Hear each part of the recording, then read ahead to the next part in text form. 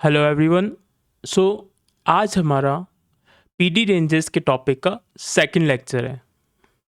इस लेक्चर में हम लोग फेयर वैली कैप्स का बेसिक कवर करेंगे और समझेंगे कि फेयर वैली कैप्स क्या होते हैं, ये कैसे फॉर्म होते हैं, कितने टाइप्स के फेयर वैली कैप्स होते हैं, प्राइस क्यों रिट्रेस करता है फेयर वैली कैप पे, और क्या रोल रहता है बिग प्लेयर्स का फेयर वैली कैप फॉर्मेशन में। तो ये जो टॉपिक है बहुत ही इम्पॉर्टेंट है और इंटरेस्टिंग है, जिसे समझ के हम लोग बेटर अंडरस्टैंड कर पाएंगे फेयर वैली गैप्स को और आगे जाके कॉन्फिडेंटली ट्रेड कर पाएंगे। तो चलिए और सबसे पहले समझते हैं कि फेयर वैली गैप्स क्या होते हैं। What is fair valley gap? Fair value gap एक इम्बैलेंस होता है बायर्स और सेलर्स के बीच में, जो हमें गैप के फॉर्म में चार्ट पे शो होता है। जब मार्केट एग्रेसिवली बाय साइड पे जाएगी तो मार्केट क्या करेगी, कुछ प्राइस लेवल स्किप करेगी। तो ये जो स्किप प्राइस लेवल होते हैं, इनमें ना बायर्स ट्रेड कर पाते हैं ना सेलर्स ट्रेड कर पाते हैं। तो मार्केट में इस टाइप के जो गैप फॉर्म होंगे उसे हम कहेंगे fair value gap. Fair value gap को हम इम्बैलेंस भी कहते हैं, उसे हम आगे जाके अभी समझेंगे। ठीक है, अब हम ये समझते हैं कि फेयर वैल्यू गैप का पैटर्न कैसे रहता है। फेयर वैल्यू गैप एक 3 कैंडल पैटर्न रहता है, जिसमें जो फर्स्ट कैंडल होगी वो एक स्मॉल कैंडल होगी और बिग कैंडल भी हो सकती है। ठीक है, सेकंड कैंडल जो होगी वो हमेशा एक्सपेंशन कैंडल होगी, क्योंकि जो प्राइस में एग्रेसिव मूवमेंट आएगा वो सेकंड कैंडल की वजह से ही आएगा। और जो थर्ड कैंडल होगी वो एक स्मॉल कैंडल हो सकती है और एक बिग कैंडल भी हो सकती है। ठीक है, अब इसके अंदर बॉडी एंड विक्स का कोई मैटर नहीं करता। बॉडी छोटी भी हो सकती है, बड़ी भी हो सकती है, विक छोटी भी हो सकती है और बड़ी भी हो सकती है। एंड कलर भी मैटर नहीं करता, कलर रेड एंड ग्रीन में से दोनों हो सकते हैं। ठीक है, अब इसका पैटर्न देख लेते हैं कि कैसे फॉर्म होता है मार्केट में। जैसे मैंने बताया आपको, जो फर्स्ट कैंडल रहेगी वो एक स्मॉल कैंडल हो सकती है और बिग कैंडल हो सकती है। तो हमने एग्जांपल के तौर पे फर्स्ट को स्मॉल ले लिया, एक कैंडल। ठीक है, सेकंड कैंडल जो है वो हमेशा एक्सपेंशन कैंडल होनी चाहिए। ठीक है, और जो थर्ड कैंडल होगी वो एक स्मॉल कैंडल भी हो सकती है और बिग कैंडल भी हो सकती है। तो हमने अभी एग्जांपल के तौर पे अभी स्मॉल कैंडल ले ली। ठीक है, अब जो इस पैटर्न में फर्स्ट कैंडल का हाई होगा और थर्ड कैंडल का लो होगा, तो जो फर्स्ट एंड थर्ड कैंडल के बीच में जो गैप फॉर्म होगा वो हमारा होगा फेयर वैल्यू गैप। तो इस तरीके से हम चार्ट्स में ऐसे फेयर वैल्यू गैप का पैटर्न देखेंगे। ठीक है, तो ये रहता है मेनली जो पैटर्न रहता है फेयर वैल्यू गैप का। ठीक है, अब हम ये समझ लेते हैं types of fair value gaps. Fair value gaps दो टाइप्स के होते हैं। फर्स्ट रहता है bullish fair value gap, second रहता है बेरिश फेयर वैल्यू गैप। अब इनके सब टाइप्स भी होते हैं, जैसे मैनिपुलेशन गैप है, ओवरलैपिंग गैप है, मिटिगेशन गैप है और ओवरलैपिंग गैप है, नॉर्मल फेयर वैल्यू गैप है। तो वो हम लोग लेटर वाले लेक्चर्स में समझेंगे। आज हम लोग just bullish and bearish fair value gap की बात कर रहे हैं। ठीक है,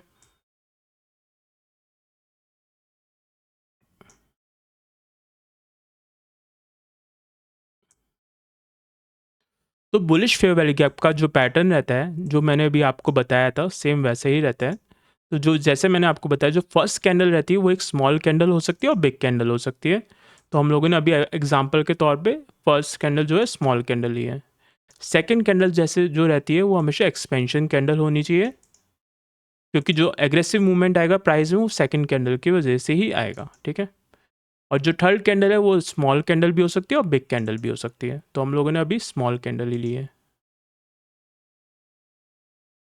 तो ये जो हो गया फर्स्ट कैंडल का हाई और थर्ड कैंडल का लो। जो फर्स्ट एंड थर्ड कैंडल के बीच में जो गैप फॉर्म हुआ है उसे हम कहेंगे बुलिश फेयर वैल्यू गैप। इसे हम डिस्काउंट रेंज भी कह सकते हैं। ठीक है, अगर ये जो थर्ड कैंडल का लो है, अगर ये फर्स्ट कैंडल के हाई के साथ ओवरलैप करने लग जाएगा तो ये फेयर वैल्यू गैप नहीं होगा, ठीक है। तो इन दोनों कैंडल्स के बीच में गैप होना चाहिए। तो मार्केट में ऐसा चार्ट में जो होगा पैटर्न फॉर्म होगा और मार्केट बुलिश डायरेक्शन में जा रहा है जैसे। तो जब प्राइस ये डिस्काउंट रेंज पे या बुलिश फेयर वैल्यू गैप पे रिट्रेस करेगा तो मार्केट क्या करेगा, इस बुलिश फेयर वैल्यू गैप को रिस्पेक्ट करेगा और रिस्पेक्ट करके अपना जो बुलिश ट्रेंड है उसको कंटिन्यू करेगा, ठीक है। तो इस तरीके से हम लोग बुलिश फेयर वैल्यू गैप पे वर्क करते हैं। बुलिश फेयर वैल्यू गैप में जो रेंज होगी वो होगी डिस्काउंट रेंज, ठीक है। और हम बात करते हैं बेरिश फेयर वैल्यू गैप की। Bearish fair value gap just इसका अपोजिट होता है, जिसमें जो फर्स्ट कैंडल होगी वो एक स्मॉल कैंडल हो सकती है और बिग कैंडल दोनों हो सकती है। सेकंड कैंडल जैसे बताया आपको मैंने, वो हमेशा एक्सपेंशन कैंडल होनी चाहिए।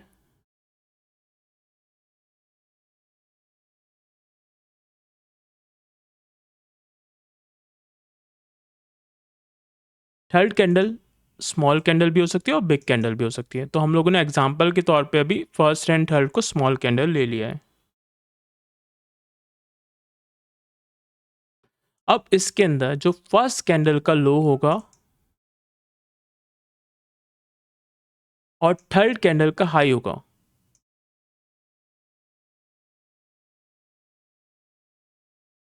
तो इन दोनों जो फर्स्ट एंड थर्ड कैंडल के बीच में जो गैप फॉर्म होगा वो हमारा हो जाएगा बेरिश फेयर वैल्यू गैप। इसे हम प्रीमियम रेंज भी कह सकते हैं, ठीक है। अब मार्केट में ऐसा बेरिश फेयर वैल्यू गैप का पैटर्न फॉर्म हुआ और मार्केट डाउन साइड जा रहा है, ठीक है, बेरिश डायरेक्शन में जा रहा है। तो जब प्राइस इस बेरिश फेयर वैल्यू गैप पे रिट्रेसमेंट करेगा तो मार्केट इस बेरिश फेयर वैल्यू गैप को रिस्पेक्ट करेगा और रिस्पेक्ट करके अपने बेरिश ट्रेंड को कंटिन्यू करेगा, ठीक है। तो हम ऐसा भी बोल सकते हैं मार्केट डिस्काउंट रेंज से प्रीमियम रेंज पे गया और इस प्रीमियम रेंज को मार्केट ने रिस्पेक्ट किया और रिस्पेक्ट करके मार्केट अपने बेरिश डायरेक्शन में कंटिन्यू किया। ये हम लोगों ने फर्स्ट लेक्चर में ऑलरेडी समझ लिया, premium range and discount range. तो आप उस लेक्चर को एक बार देख लीजिएगा, ठीक है।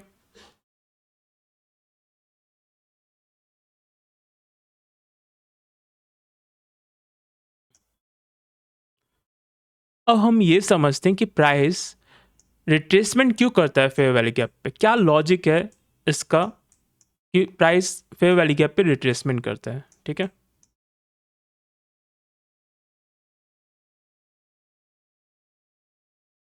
जब मार्केट एग्रेसिवली बाय साइड पे जाएगा तो मार्केट क्या करेगा, कुछ प्राइस लेवल स्किप करेगा। तो ये जो गैप्स फॉर्म होंगे ये हमारे होंगे बुलिश फेयर वैल्यू गैप। अब अभी करंटली इसमें देखें जो ये कैसा मूवमेंट है मार्केट का, ये जो मूवमेंट है मार्केट का ये अनफेयर मूवमेंट है। अनफेयर क्यों है, क्योंकि मार्केट ने यहाँ पे केवल बायर्स को चांस दिया, सेलर्स को चांस दिया नहीं है। जब तक मार्केट बायर्स एंड सेलर्स को इक्वल चांस नहीं देगा तब तक मार्केट फेयर नहीं होगा। तो ये जो मूवमेंट है मार्केट का अभी बाय साइड में, केवल बाय साइड में, तो ये हमारे लिए अनफेयर और इम्बैलेंस वाला मूवमेंट रहेगा, ठीक है। तो इसे हम अनफेयर एंड इम्बैलेंस कहेंगे। ये हमारे लिए हो गया अनफेयर प्राइस एक्शन और इम्बैलेंस। तो फेयर मूवमेंट कैसा रहेगा, मार्केट गया एग्रेसिवली बाय साइड पे, मार्केट ने यहाँ पे फेयर वैल्यू गैप फॉर्मेशन किए, बुलिश फेयर वैल्यू गैप, क्योंकि मार्केट ने केवल यहाँ पे बायर्स को चांस दिया है तो मार्केट क्या करेगा, सेलर्स को चांस देगा। जब मार्केट सेलर्स को चांस देगा तो मार्केट क्या करेगा, इस बुलिश फेयर वैल्यू गैप पे रिट्रेसमेंट करेगा और रिट्रेसमेंट करके अपने ट्रेंड को कंटिन्यू करेगा। तो इस तरीके से मार्केट का मूवमेंट रहता है जो रहेगा फेयर और बैलेंस मूवमेंट, जिसे हम कहेंगे फेयर प्राइस एक्शन और बैलेंस, ठीक है।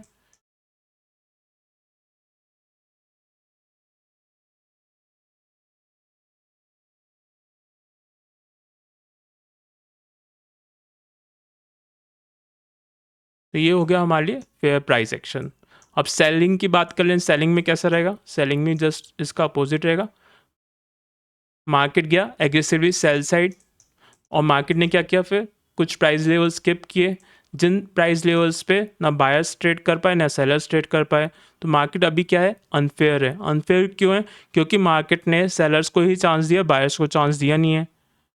तो मार्केट क्या करेगा, ये जो बेरिश फेयर वैल्यू गैप पे रिट्रेसमेंट करेगा, तो यानी इसमें यहाँ पे क्या हुआ, मार्केट ने बायर्स को चांस दिया, बेरिश फेयर वैल्यू गैप को रिस्पेक्ट करेगा, तो मार्केट क्या करेगा, इस बेरिश फेयर वैल्यू गैप पे गया और इसको रिस्पेक्ट किया, अपना जो बेरिश ट्रेंड है उसको कंटिन्यू किया। ठीक है, इस तरीके से मार्केट फेयर मूव होता है। ठीक है, अगर मार्केट सिंगल एक डायरेक्शन में जा रहा है तो वो हमारे लिए अनफेयर रहेगा। अब जैसे आप बुलिश ट्रेंड, बेरिश ट्रेंड की बात करें या साइडवेज ट्रेंड की बात करें, तो कैसे मूवमेंट रहता है मार्केट का। हम जैसे बुलिश ट्रेंड की बात करते हैं तो मार्केट कैसे मूव करता है, मार्केट गया low, then high, then higher low, then higher high, higher low, higher high, higher low. तो ये हमारे लिए कौन सा ट्रेंड हो गया, बुलिश ट्रेंड। अगर हम पैरेलल चैनल में देखें तो ये हमारे लिए हो गया बुलिश ट्रेंड या अप ट्रेंड बोल सकते हैं इसको।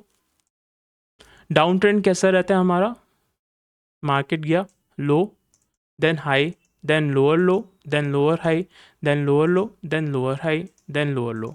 तो ये हमारे लिए कौन सा ट्रेंड हो गया मार्केट में, बेरिश ट्रेंड। तो हम इसको पैरेलल चैनल में लगा दें यहाँ पे, तो ये हमारे लिए हो गया बेरिश ट्रेंड का मूवमेंट। ठीक है, और साइडवेज ट्रेंड कैसा रहता है मार्केट में, मार्केट गया buy side, then sell side, then buy side, then sell side, then buy side, then sell side. तो ये हमारे लिए कौन सा ट्रेंड हो गया, बेरिश ट्रेंड, ये साइडवेज ट्रेंड। ठीक है, तो मार्केट के ये तीन ट्रेंड्स होते हैं। तो मार्केट क्या करता है, हमेशा फेयर मूव करता है और अनफेयर तरीके से मूव नहीं करता, अनफेयर प्राइस एक्शन में मूव नहीं करता। अब जैसे यहाँ पे भी देखें तो मार्केट ने क्या किया, बाय सेल बाय सेल। ठीक है, बायर्स को भी चांस दिया, सेलर्स को भी चांस दिया, फिर बायर्स को चांस दिया, फिर सेलर्स को चांस दिया। ऐसे ही हम लोग बेरिश ट्रेंड में बात करें तो मार्केट गया sell side, then buy side, then sell side, then buy side. तो इसमें क्या हो गया, मार्केट ने सेलर्स को चांस दिया, फिर बायर्स को चांस दिया। तो इस तरीके से मार्केट में फेयर मूवमेंट होता है हमेशा। अगर मार्केट एक ही डायरेक्शन में मूव हो रहा है तो वो मैनिपुलेटिव स्टॉक हो सकता है। आपने देखे होंगे मार्केट में, जैसे कोई स्मॉल कैप स्टॉक देखा हो जैसे आपने, जिसमें रेगुलर मार्केट अपर सर्किट लगा रहा है। ठीक है, upper circuit upper circuit upper circuit लगता जा रहा है मार्केट में, तो वो उसमें क्या रीज़न है, उसमें या तो स्टॉक में मैनिपुलेशन हो रहा होगा या उसके अंदर इनसाइडर ट्रेडिंग हो रही होगी, तो कोई भी रीज़न हो सकता है। तो जब मार्केट डाउनवर्ड भी जाएगा यानी डाउन ट्रेंड में भी जाएगा तो मार्केट ऐसे ही डाउन ट्रेंड में जाएगा, मतलब रेगुलर लोअर सर्किट पे ही जाएगा मार्केट। तो ऐसे स्टॉक्स में हमें कभी ट्रेड नहीं करना चाहिए। ठीक है, तो ये रिट्रेसमेंट का लॉजिक रहता है। मार्केट क्या है, बाय साइड गया फिर सेल साइड पे जाएगा, तो मार्केट क्या करेगा, बुलिश फेयर वैल्यू गैप पे रिट्रेसमेंट करेगा और रिट्रेसमेंट करके अपने ट्रेंड को कंटिन्यू करेगा। ऐसे ही मार्केट कैसे सेल साइड गया, देन क्या होगा, market bearish fair value gap पे रिट्रेसमेंट करेगा और उस बेरिश फेयर वैल्यू गैप को रिस्पेक्ट करेगा, अपने ट्रेंड को कंटिन्यू करेगा। ठीक है, इस तरीके से हम लोग bullish fair value gap and bearish fair value gap पे वर्क करते हैं और ये जो लॉजिक है रहता है bullish and bearish fair value gap पे रिट्रेसमेंट का। ठीक है, अब हम ये समझ लेते हैं कि बिग प्लेयर्स का क्या रोल है फेयर वैल्यू गैप फॉर्मेशन में।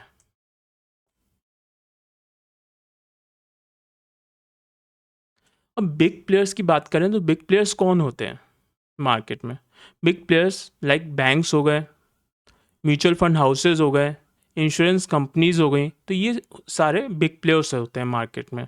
अब बिग प्लेयर्स को रिटेल ट्रेडर के साथ कंपैरिजन करें तो क्या है, बिग प्लेयर्स जो जो बिग प्लेयर्स का अमाउंट रहता है वो बहुत ह्यूज रहता है, और कंपेयर करें रिटेल ट्रेडर के साथ तो रिटेल ट्रेडर का अमाउंट रहता है बहुत स्मॉल रहता है यानी। ठीक है, अब जैसे बिग प्लेयर्स जो है टोटल वो ट्रेडिंग करते हैं तो कितने अमाउंट से ट्रेड करते हैं वो, उनका अमाउंट रहेगा 400 करोड़, 500 करोड़, 1000 करोड़, और रिटेल ट्रेडर का कितना अमाउंट रहता है 1 लाख, 10 लाख, 20 लाख, 50 लाख मैक्सिमम। तो इतने अमाउंट से रिटेल ट्रेडर ट्रेड करता है। ठीक है, तो बिग प्लेयर्स के अंदर ये पावर रहते हैं कि वो मार्केट को के अंदर मूवमेंट लेके आ सकते हैं। ठीक है, अब जैसे बात करें जब बिग प्लेयर्स मार्केट में बुलिश हैं, ठीक है, जब बिग प्लेयर्स मार्केट में बुलिश हैं तो मार्केट में क्या होगा, एक एग्रेसिव मूवमेंट आएगा क्योंकि उनकी क्वांटिटी जो रहती है बहुत ह्यूज रहती है। जैसे बात करें तो 10 लाख क्वांटिटी, 20 लाख क्वांटिटी, इतनी क्वांटिटी में वो ट्रेड करते हैं। ठीक है, तो क्या होगा, मार्केट क्या होगा, एग्रेसिवली बाय साइड पे जाएगा और यहाँ पे फेयर वैल्यू गैप्स फॉर्मेशन होंगे। जब मार्केट में फेयर वैल्यू गैप फॉर्मेशन हो रहा है, मार्केट एग्रेसिव जा रहा है, तो ये इससे हमें ये पता चलता है कि बिग प्लेयर्स मार्केट में एंटर कर चुके हैं। तो फेयर वैल्यू गैप्स क्या बताते हैं कि एक फुटप्रिंट है कि जिससे हमें ये पता चलेगा कि मार्केट में बिग प्लेयर्स एंटर कर चुके हैं। ठीक है, तो ये जो होता है इस वजह से ये रोल रहता है बिग प्लेयर्स का फेयर वैल्यू गैप फॉर्मेशन में, ठीक है। अब हम ये समझते हैं कि बिग प्लेयर्स कैसे ट्रैपिंग करते हैं फेयर वैल्यू गैप के साथ रिटेल ट्रेडर को, ठीक है। अब बात करें, जैसे एक एग्जांपल लें कि आप कोई शॉप पे गए और आपको कुछ बाय करना है, सपोज़ करिए चॉकलेट्स बाय करनी है। अगर आपको 100 चॉकलेट्स बाय करनी है तो आपको ईज़िली कोई से भी शॉप पे अवेलेबल हो जाएगी। वही अगर आपको 10,000 चॉकलेट्स बाय करनी है तो आपको एक शॉप पे नहीं मिलेगी, तो आपको ऐसा हो सकता है कि मल्टीपल शॉप्स पे जाना पड़े, तब आपकी क्वांटिटी जो होगी तब फिल हो पाएगी, ठीक है।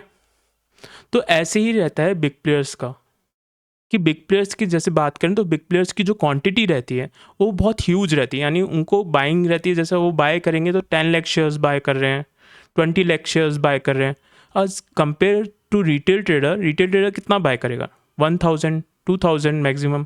तो रिटेल ट्रेडर के पास ये प्रिविलेज रहती है कि वो कहीं पे भी अपना जो ऑर्डर है लगा सकता है और उनके ऑर्डर्स इजीली एग्जीक्यूट हो जाते हैं, क्योंकि बायर्स हैं तो सेलर्स चाहिए, सेलर्स को बायर्स चाहिए, ठीक है। तो ऐसे ही मार्केट वर्क करता है, डिमांड है तो सप्लाई है, सप्लाई होनी चाहिए, ठीक है ना। अब क्या रहता है, तो बिग प्लेयर्स के क्योंकि इतने ऑर्डर्स ह्यूज रहते हैं तो उनके ऑर्डर ईजिली फिल नहीं हो पाते हैं। तो वो लोग क्या करते हैं, एक ट्रैप क्रिएट करते हैं। ट्रैप कैसे क्रिएट करेंगे ये समझते हैं। अब जैसे मार्केट में यहाँ पे एक स्विंग हाई बना हुआ है, ठीक है। ये मार्केट में स्विंग हाई है, ठीक है। अब मार्केट ने क्या करेगा, ये जो स्विंग हाई है मार्केट में ब्रेक हुआ, ठीक है। तो जैसे ही मार्केट में ये स्विंग हाई ब्रेक होता है तो यहाँ पे क्या होता है, जो ब्रेकआउट ट्रेडर्स रहते हैं वो मार्केट में अपनी पोजीशंस बाय की बना लेते हैं, ठीक है।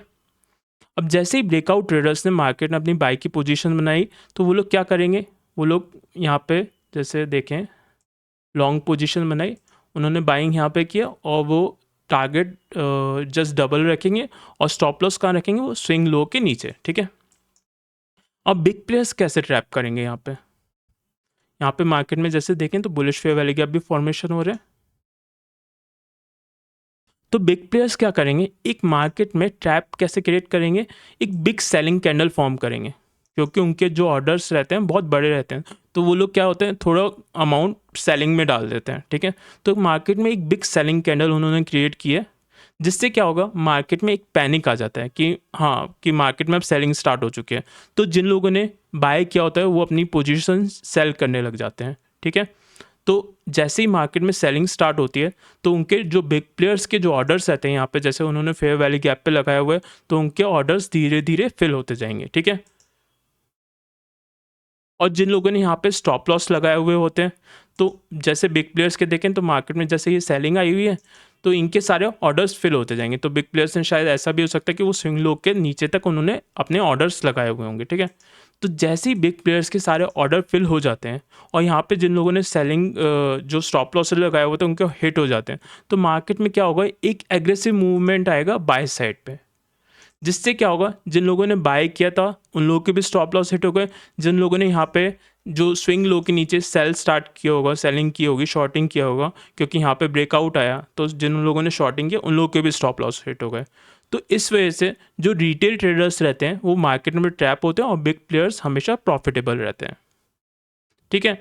आपने देखा होगा बहुत सारी रिपोर्ट्स आती रहती हैं मार्केट में कि 95% रिटेल ट्रेडर्स हैं जो मार्केट में मनी लूज़ कर रहे हैं। तो वो ये रीजंस रहते हैं मार्केट में मनी लूज़ का।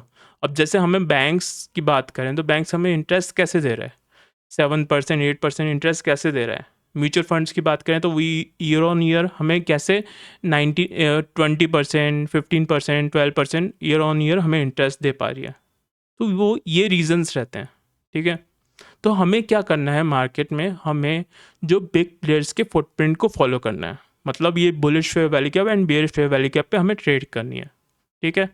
तो इस तरीके से हम लोग फेयर वैल्यू कैप का यूज़ करेंगे मार्केट में। तो आज हम लोगों ने बेसिक कवर किया है फेयर वैल्यू कैप्स के बारे में। अब हम नेक्स्ट लेक्चर में और एडवांस लेवल पे समझेंगे फेयर वैल्यू कैप्स को, जिसमें हम कवर करेंगे momentum theory with fair value cap. फिर उसके बाद हमारा रहेगा मैनिपुलेशन थ्योरी। फिर देन हम लोग जो सब टाइप्स हैं फेयर वैल्यू कैप्स के वो कवर करेंगे। तो हमारे अभी जो ये फेयर वैल्यू कैप की जो स्टार्टिंग है, ये आराम से 7 to 8 लेक्चर्स तक फेयर वैल्यू कैप्स का हम लोग समझेंगे। तो आज हम लोग जस्ट बेसिक लेवल पे हम लोगों ने फेयर वैल्यू गैप्स को क्लियर किया। नेक्स्ट हम और एडवांस लेवल पे समझेंगे, चार्ट्स पे देखेंगे, बैक टेस्टिंग करेंगे, तो और अच्छी तरह समझेंगे फेयर वैल्यू गैप्स का। ठीक है, तो आज के लिए बस इतना ही। थैंक यू सो मच, और आप लोग अपना ध्यान रखिए। Thank you.